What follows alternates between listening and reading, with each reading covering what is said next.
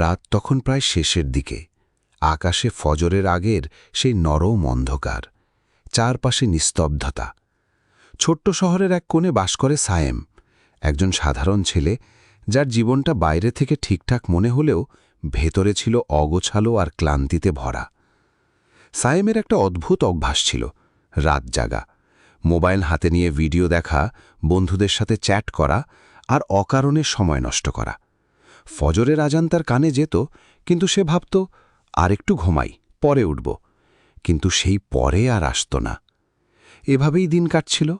ধীরে ধীরে তার জীবনে এক ধরনের অশান্তি ঢুকে গেল। ছোট ছোট বিষয়েও রাগ, মন খারাপ, কোনো কাজেই মন বসে না। মা মাঝে মাঝে বলতেন, বাবা, ফজরের নামাজটা ঠিকমতো পড়ো, দিনটা ভালো যাবে। সায়েম হেসে বলতো, আচ্ছা মা, কাল থেকে পড়ব।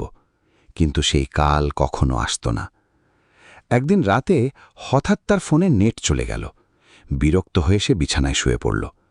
বাইরে হালকা বাতাস, চারপাশে এক ধরনের শান্ত পরিবেশ। অনেকদিন পর সে এত তাড়াতাড়ি ঘুমিয়ে পড়ল। হঠাৎ ভোরের আগে তার ঘুম ভেঙে গেল। কোনো শব্দ নেই, শুধু দূরে মসজিদ থেকে মৃদু কণ্ঠে আজান ভেসে আসছে, আল্লাহু আকবার, আল্লাহু আকবার। সেই শব্দটা আজ কেমন যেন আলাদা লাগছিল। তার মনে হলো এই ডাকটা শুধু তার জন্যেই আসছে।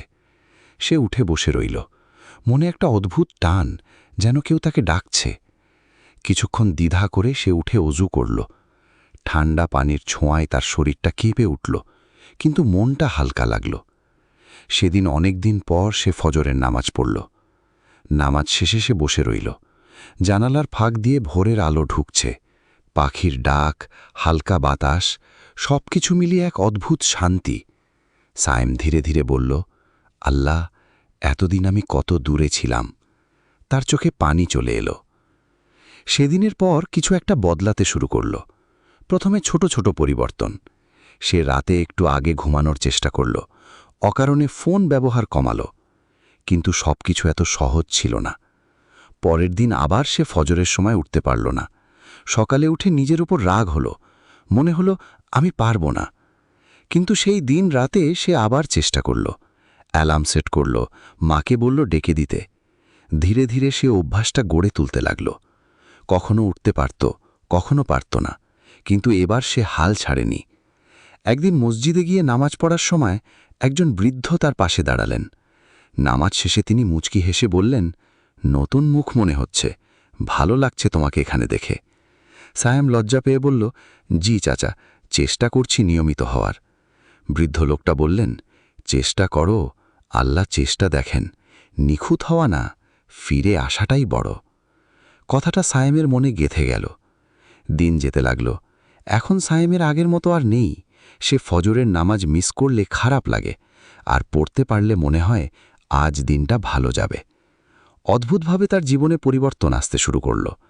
আগে যেখানে সে অস্থির থাকত, এখন তার মন অনেক শান্ত।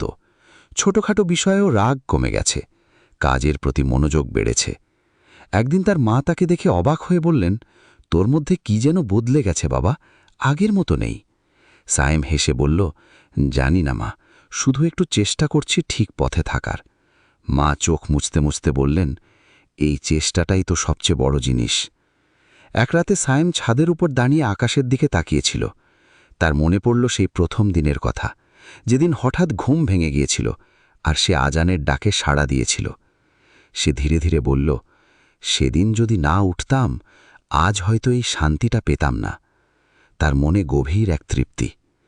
হয়তো তার জীবনে বড় কোনো অলৌকিক ঘটনা ঘটেনি, কিন্তু ভেতরের পরিবর্তনটাই ছিল সবচেয়ে বড়। আর সত্যিই, শেষ রাতে সেই ছোট্ট পরিবর্তন আর বদলে গেল তার পুরো জীবন। চাঁদ।